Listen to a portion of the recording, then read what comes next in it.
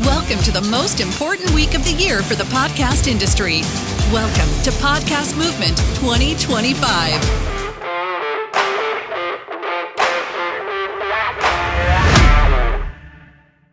Thanks, everyone, for coming. Quick background on me. I've been podcasting now almost for 21 years. October will be 21 years when I started getting into the space. I've started with Podcast 411, was my first podcast about podcasting. I've did Tricks of the Podcasting Masters with a forward by Senator John Edwards, which makes it a collector's item because no one will ever have him write a forward to their book. I did Today in iOS so I could buy an iPhone. I've been with Libsyn now for over 18 years. I've got a free iBook that was last updated in 2014, so it is up to date.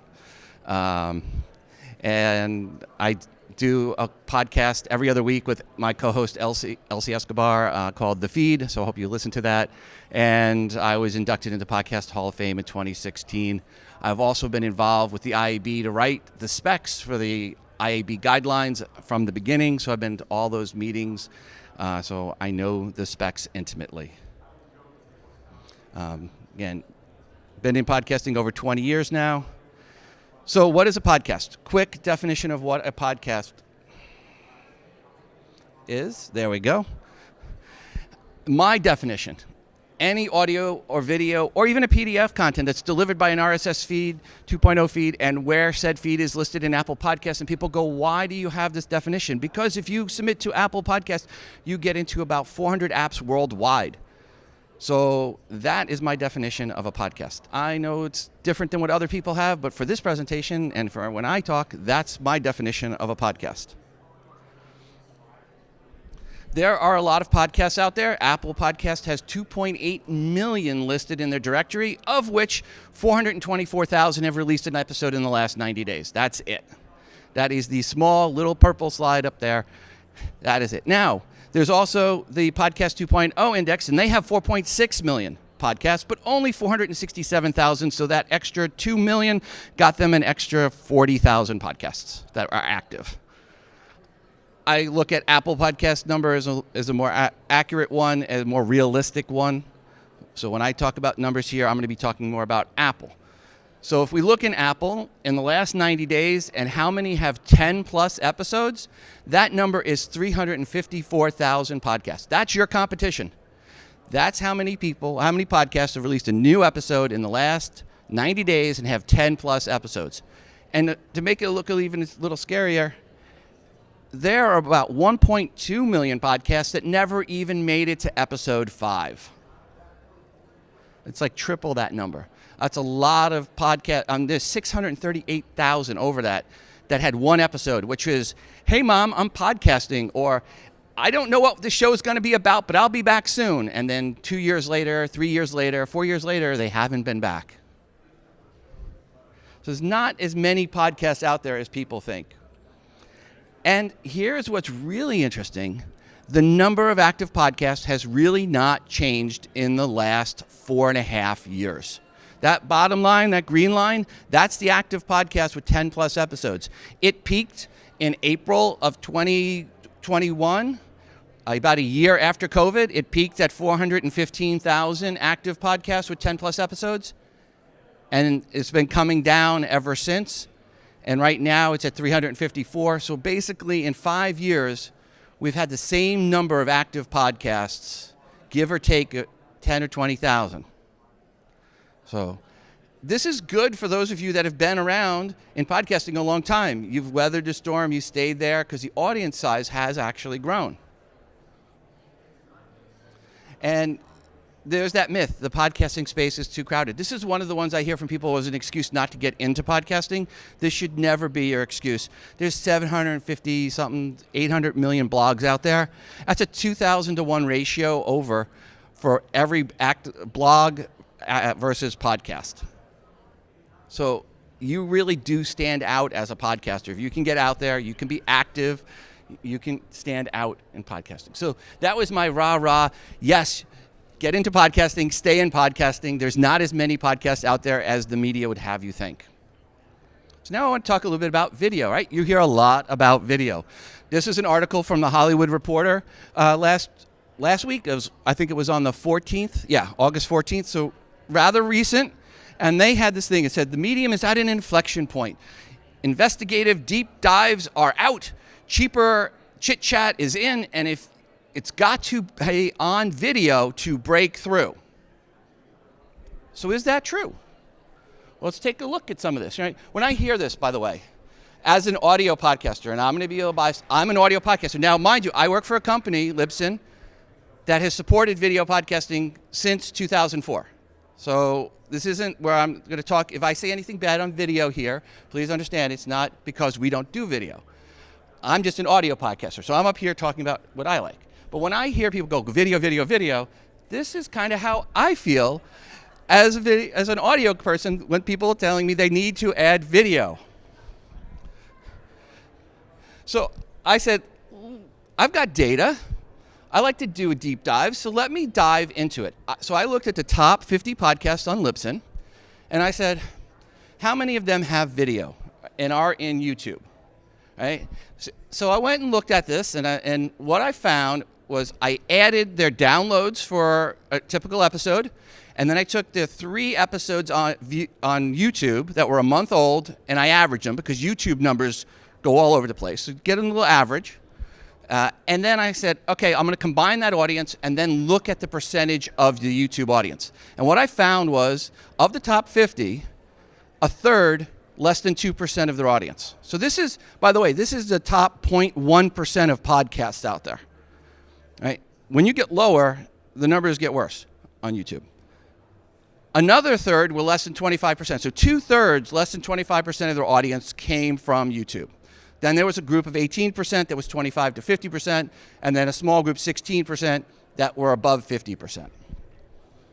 Then I looked at, well, what kind of video do they have? Because some have dynamic video, which is live action.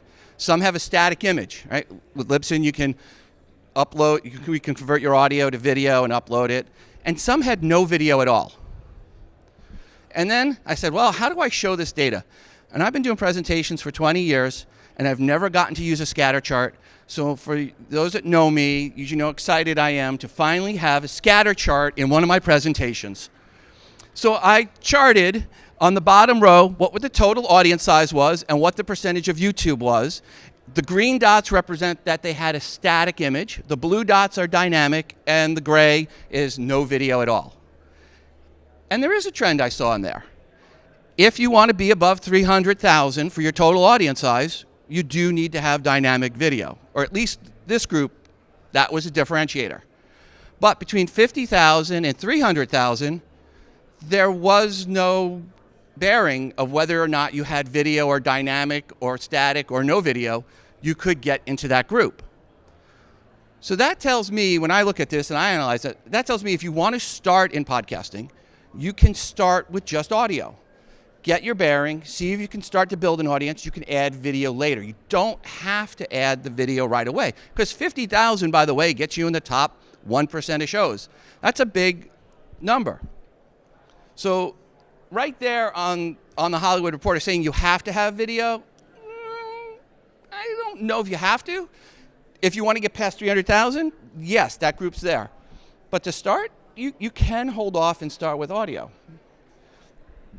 And then I said, well, let me look at the top 25 shows that were in Apple Podcasts last year. And if we look at the top 25, all of them were audio. All of them had audio. 5 of them had dynamic video.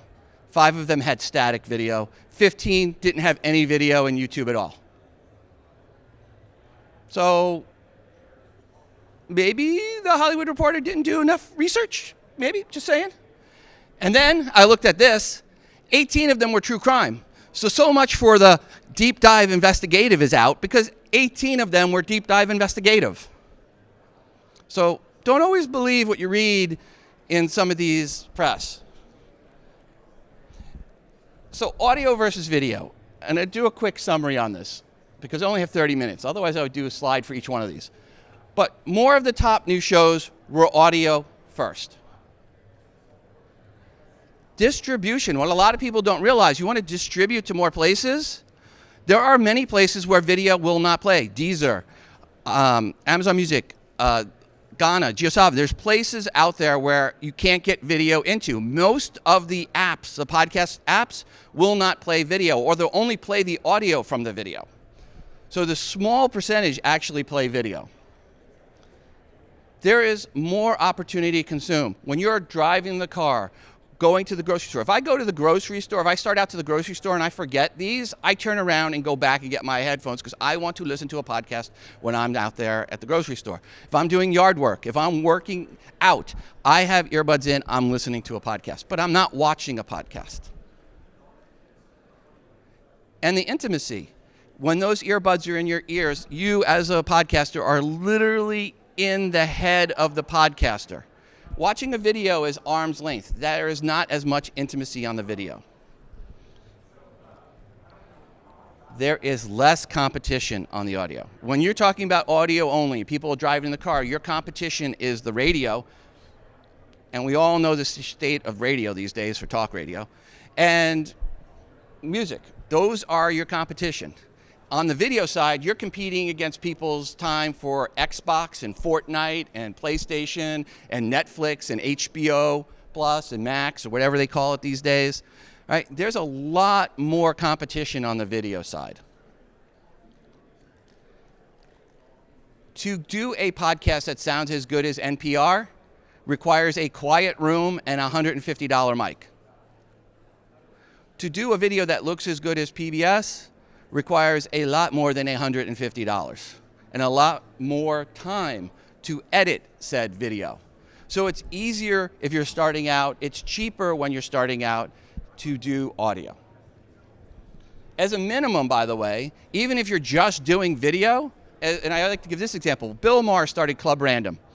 He only wanted to do video. And I said, Bill, please have an audio version. I go, we'll not charge you for the extra one. We'll have a separate feed for you just for audio. We'll just strip the audio out and make that available. And he was like, okay. He had the video and the audio. He only promoted the video. He only linked to the video. The audio was 15 times the size of the video, even though he was promoting the video. Why? Because people had more time to consume the audio. So that brings us to, where are people consuming, right? Apple Podcasts, it gets beat up, but what we see across the board, this is for July, 48.4% went to Apple Podcasts, iTunes, the Apple ecosystem, 21.4% went to Spotify, 3% to Overcast, almost 2% to Pocket Cast, iHeartRadio at 1.27, Amazon Music at 1.22, and Podbean at 1. That was everybody above 1%. Not a lot of places. So you want to make sure, I always show this chart because you want to make sure your podcast is in those ones above the line. Matter of fact, you want to make sure your podcast is in any of the ones that are listed here. Because this here, again, there are hundreds and hundreds, right? But these are the ones that get you to 0.02% or higher in consumption. So make sure your podcast is in there. And again, for those coming late, just remember, email me, Rob. I'll have my email at the end, rob@libsyn.com, and I'll send you this presentation. And smart speakers, which always people get so excited about smart speakers, in that 0.43%. Still not a very large number to smart speakers. Now, how does your podcast measure up to other podcasts that are out there? So this next chart is based on all the podcasts that are hosted on Libsyn, Libsyn Pro, all our different shows.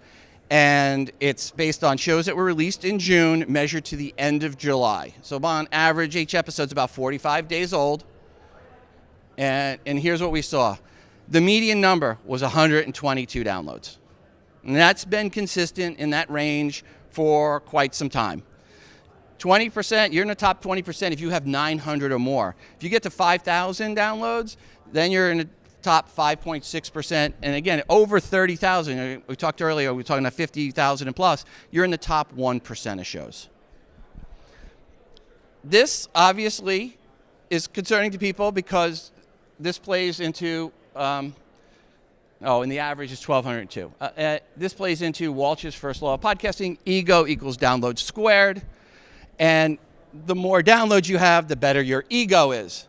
So a lot of people want to get their ego stroked, so they go out and they look for places that will help grow their podcast instantly, right? Guaranteed audience growth. All right, so some of these places, and this one here, guaranteed downloads. This one will get you, on this service, guaranteed 6 million downloads in a year. This other one here, organic podcast, 100K per month. And I could tell you, the person doing this service does not look like that, because she looks like this, and she's from Bangladesh, and this is a legitimate service, or not legitimate service, this is an actual service that one of our podcasters was using and let me know about, and the numbers were not organic. They were not real audience. Was there downloads? Yes. Was it audience? No. So in the last month, prior to this, I went out and I talked to a bunch of different shows where I could find numbers that were clearly not organic, let's say. And I asked them, how much did you pay for the services that you're using? Because obviously you're using a service. And here's how much they paid. Anywhere from $170 a month to $7,000 a month. The $7,000 one, it was a husband and wife. I had them on the phone. I said, hey, I got your numbers here. These are definitely not organic. These aren't real numbers. And I go, are you using a marketing service? And he goes, yes. And I, well, how much you pay? And he goes, $7,000. And his wife chimes in, and I'm not going to be able to get her tone quite right, but she chimes in, is that the service I told you not to use? And I went, oh, that man is in the doghouse, because I know that voice. And that is going to be something he's going to hear about for years. Not months, but years. So I went, first off, what does it look like to have a real audience? This chart, if you have a weekly podcast, you know what this looks like. This is what a legitimate downloads look like. The bottom line there is distinct listeners. The top line is total downloads for the day. These are all good shows with good organic audiences. That's what it should look like. This is what it looks like if you have a show that's 5 days a week. But when you look at the individual episode for one of those days, it looks like this.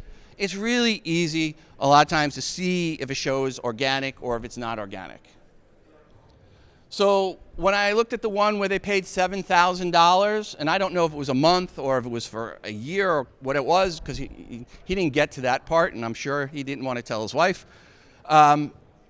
What I saw was the difference between distinct listeners and downloads was 65.6 to 1. That means each distinct listener was downloading 65 and a half episodes a day. Since the show is an hour long, I don't think they were listening to them all. So that right there told me you didn't get what you paid for. If we look at the show number 9 where they paid $600, I love this. This was easy to tell. New York, 107,000 downloads in 90 days. Washington, D.C., 18,000. Philadelphia, 12,500. All right, that's the Northeast. How'd Boston do? 48. There is no podcast in the world ever that will have that makeup, period, organically. It's just not possible. Not even a Yankees podcast. And then show number 8, and this one I felt so bad for the guy because I called him up and I said, hey, I saw your numbers are off. And he goes, what do you mean my numbers are off? I go, well, there's not real. He goes, well, I've been paying the service. And I'm like, well, this really isn't a real audience. He started crying. And I felt really bad because this was not someone that was trying to do this to make money. I reached out to him. I found him. He wasn't even in our program for ads. I just happened to find him. And it was a Christian podcast, and he thought he had a legitimate audience. And it broke my heart when I had to tell him the numbers are real. But iTunes, nobody uses iTunes anymore. When iTunes is your number one user agent, that is a dead giveaway that you have not paid for a legitimate service. And there were other red flags on that one as well. So here's what his numbers were. So I told him, I said, go ahead and get that service turned off. So he turned it off and went from 20,000 downloads a day, roughly, to 58. That was his real audience. If you hire a service and it flips like a light switch and the numbers go up and you turn it off and it drops like a light switch, It is not real. And this is an example of one that did that. And this is a way you see this quite a bit. Someone tries a service out for a couple months, they turn it off, then they turn it back on. So we see this period. If you see drops like that, that is not real. No such thing as guaranteed audience. Oh, and this is all one of my other favorite ones. This one here, oops, go back. This one here, same number of downloads every day. Boom, boom, boom. About 8,300 per day. Why? Because the person had 4 shows. They bought 1 million downloads for a month, and 8,300 by 30 days is 250,000, and that was their month. And all 4 of their shows had the same number of downloads per day. So anything that's too much symmetry, that's a bad thing. In this case, the number of distinct listeners and downloads was exactly the same. So that service actually did a decent job on spreading out over their VPN. So again, the myth about guaranteed audience growth, there is none. Reality of the situation is great content is going to always trump bad marketing or fake marketing. If you want to grow your audience, you have to have real good content. There is no silver bullet. Bad content will trump great marketing because, again, when those marketing services are turned off, if you didn't have real content, you don't have an audience.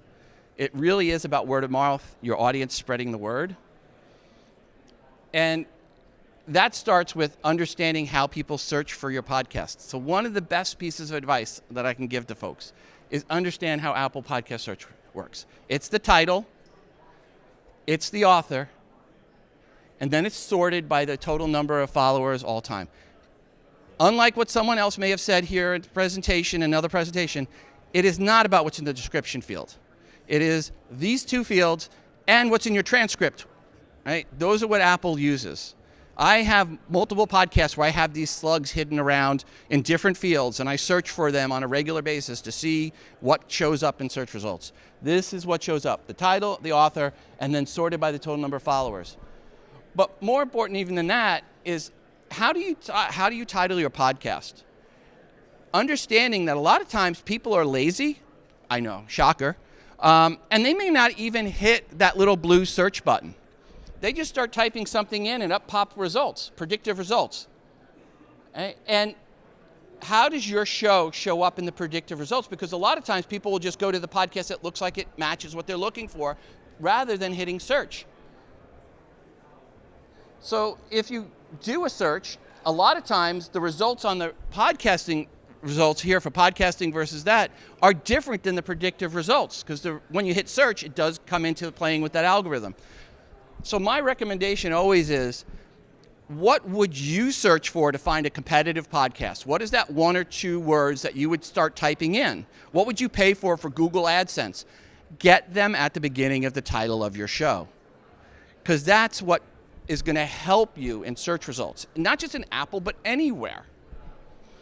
There was a podcast many years ago, and it was called the Fifth Race Podcast, and it was about Stargate, but that's all he had was a fifth race, and nobody knew what it was. And if you search for Stargate, his podcast didn't show up. Just changing and putting Stargate in his podcast, 2 hours later, the show showed up in Apple Podcasts. And that was years ago, and Apple has gotten better on updating and indexing. Thank you, Ted. So again, think about your title. Think about how predictive results work. Apple Podcast, again, number 1, right, where we seek downloads. Use the Apple Podcast app. Go and search. See how your show looks and works. Go into Spotify. It was number 2. Same thing. Look there as well. So this is a quick summary. I'm not going to go through this. You email me for the slides, but these are the things that you should be doing when you're optimizing for your show. And then remember, Apple wants to drive people to listen to your latest episode, so make sure the first 30 seconds of your episode is something interesting. A lot of times people will have the first 30 seconds or 60 seconds is music and a generic play, which you think is great, but maybe do a hot open. Listen to the All In podcast. They do a great job at the beginning of the episode. All In, one of the better jobs out there.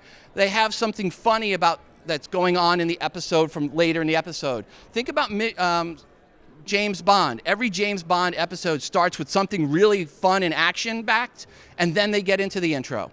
Have something interesting at the beginning of your episodes to catch the audience when you finally got them in that search result to hit that play button.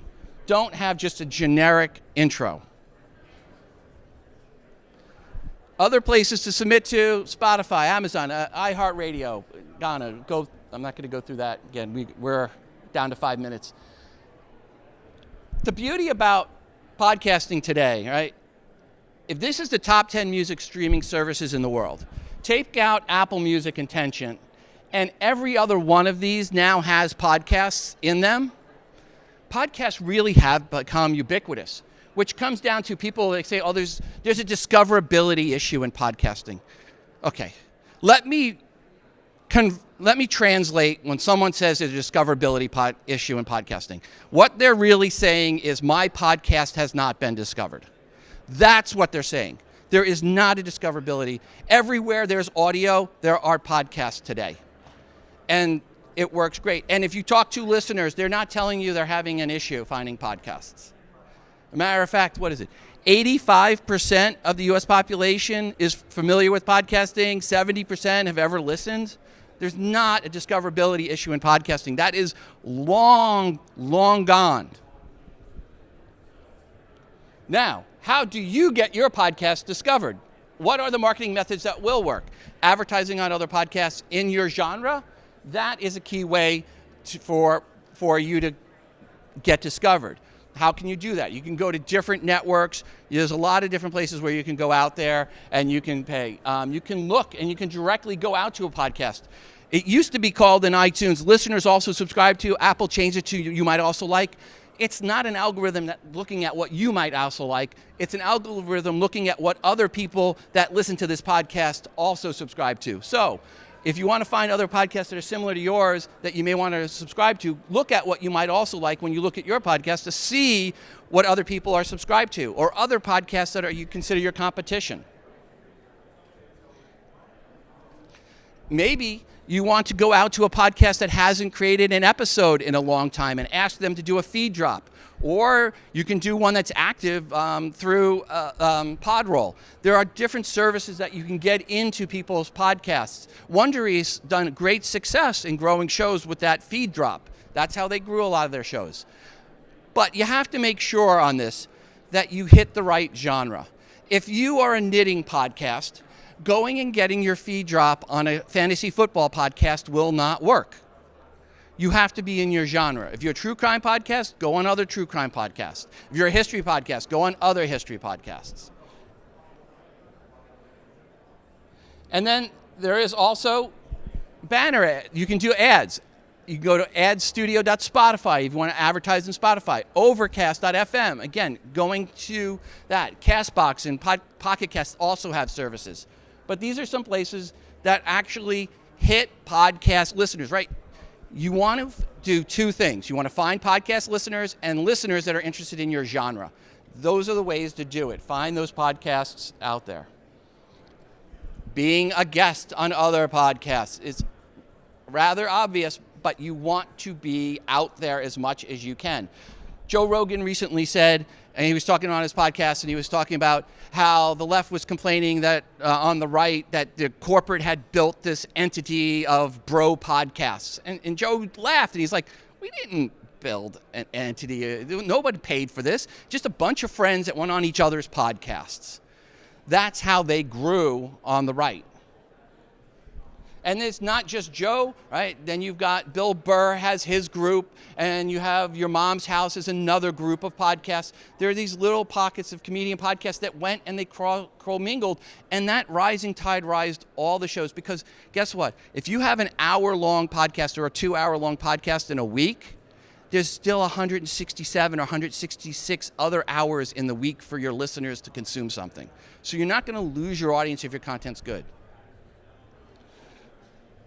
Last couple quick things. I got a minute, and then we'll do questions. I always get this from anyone who's new. This is like the number one question after monetization. What's the right episode length? Reality is, what we see, and I've been looking at this for years, over 60 minutes for an episode seems to be where the more popular podcasts are. I just like to joke, there's no such thing as too long, only too boring. You don't want to have 60 minutes if you only have 30 minutes of content. But don't make your episode short just to make it short. People don't actually want the 22-minute podcast. They want a podcast where they hit play in the kitchen and they can listen all the way to the cubicle. And then, when should I release my podcast? Well, this is our vacation days at Libsyn. What days of the week or holiday days? All right. What do you see the fewest of? Tuesday and Wednesday. So if you're doing a lot of people go, do Monday. Well, there's a lot of people that take off Mondays and have long weekends. Do Tuesday and Wednesday if you can.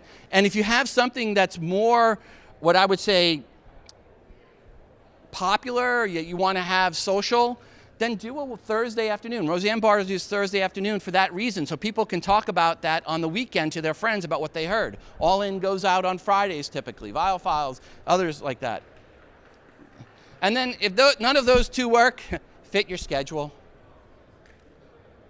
All right. Oh, and one more thing. Age of Audio tonight, 6:30. It Sounds Profitable Lounge. I'm in it if you want to see me speak other pieces of wisdom.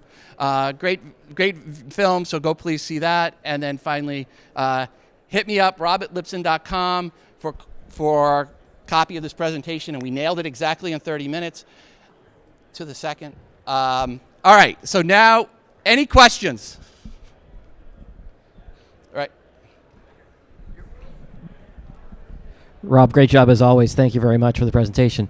When you mentioned Apple's priorities in terms of search, you talked about title and author. You did briefly mention transcript. Is that transcript that we should be adding, or that Apple's adding its own? That's Apple's transcript. That's their auto transcript. Yeah. Okay, I just want to clarify that. Thank you. Right. And it's not, by the way, there was someone that said yesterday that it's in the description. It does not. The description, what you put in the description does not matter in Apple search. Rob, thanks for the presentation. Your advice on dropping the pre-roll ads for that hook? So dropping, sorry, what was that? My advice for pre-roll ads? Yes. For the hook? Yeah, I mean, that's, if your podcast is growing and you're just starting out and you're trying to grow your show, you may want to avoid pre-roll ads. Yeah. And matter of fact, if you're starting out, you shouldn't be doing ads, honestly, at all. Right? You want to build up an audience, get a little bit of momentum under you before you start monetizing. Hey, Rob, on some of our shows, the longer they go, we see a bigger trend line between the downloads and the distinct listeners. Like sometimes we'll have shows that have like 700 in the category. Can you not hear me well on this? And then sometimes we see that that trend start to separate a lot more with the larger catalog, but it looks suspect. So the bigger your back catalog, the bigger the gap between distinct listeners and downloads per day. If it gets beyond 2.5 to 1 downloads to distinct listeners, I usually wonder what's going on. When Apple fixed in iOS 17 how things went, those numbers came back down because there used to be an issue before that with iOS 15 and 16. So today, really, I like to see the number between like 1.3 and 1.8 is kind of typical. I see some that are newer that don't have many episodes at 1.1 to 1. But if it's above 2.5, that starts, in my mind, to raise a red flag. And when it's 65 to 1, I know something's wrong. Good morning, Rob. I appreciate your presentation. You talked about being on others' podcasts as a way of growing your audience. But you also said stay within your genre. Your genre or your demographics, shows that are applying to your demographics. I mean, again, if you're a fantasy football podcast, you want to look at other fantasy football podcasts, but you can look at regular sports podcasts. You could look at bro podcasts, podcasts that are going to be things towards guys that are likely to be interested in fantasy football. But you're not going to want to be on a knitting podcast. You're not going to want to be on a true crime podcast. It's not going to help you on fantasy because the demographics are very different. Okay, so if you have a community of podcasters, comedy podcast? Well, just podcast community. Oh, community. And there might be different genres there. Yes. Still within that community, you want to stay within your genre as opposed to crossing over. I mean, you can go on any podcast, right, if you get invited. But if you want to see actual benefit from it, you want that audience to be someone that was going to be interested in your content. And there's a lot of there's a lot of different genres out there. You just have to make sure you pick your time and the podcast you go on correctly. I personally, right, I do a podcast about podcasting, so I'm going to go on anything. Right? And so I'm a little bit more open. And when I was interviewing people, I'd bring anybody on because that was unique. But when I also had a podcast on Today in iOS, for Today in iOS, I wouldn't be going on a knitting podcast to promote that. I'd be going on Mac podcasts. Yes. Hi. When you are noticing that some people who use Libsyn are having inorganic spikes of activity, and you call them or get in touch with them and let them know, I know that this is inorganic. Are you doing that because ultimately it's bad for your servers, like just to have all these fake downloads? Because what I'm wondering is maybe that's what they want, is to just the vanity metric. Okay, so there's two answers to that. The one is sometimes I'm just letting them know, hey, you're getting ripped off. Two is if they want to monetize and they've requested to monetize, we're checking their numbers. So if their numbers aren't legit, we're not going to allow them in. You can't be in any, it's one thing to raise it for your ego, but if you get into any programmatic, any types of things where you're getting paid for those downloads, now it's fraud. And if we catch you doing that, we kick you out of the ad program immediately and you don't get paid. And that's the way it should be, because we don't want people doing whack-a-mole where they get away with it for 2 months and then they get caught. Well, I'm going to get paid. I'm just going to pop up again. I mean, I had a call from someone that said that their ad program was paying their electric and their food. Well, you were ripping off the advertisers. So I don't feel bad. But again, a lot of these people, a lot of it is about ego, and they see these services. And a lot of these people I talk to, one of the common things I hear from them was, I thought it was too good to be true. I thought it was too good. Well, you didn't think enough because you were spending $250, $300 a month. In the case of the one guy, it was like $500 or $600 a month, $500 a month. And literally, I could hear him almost crying on the phone because he just came to the realization he didn't have an audience.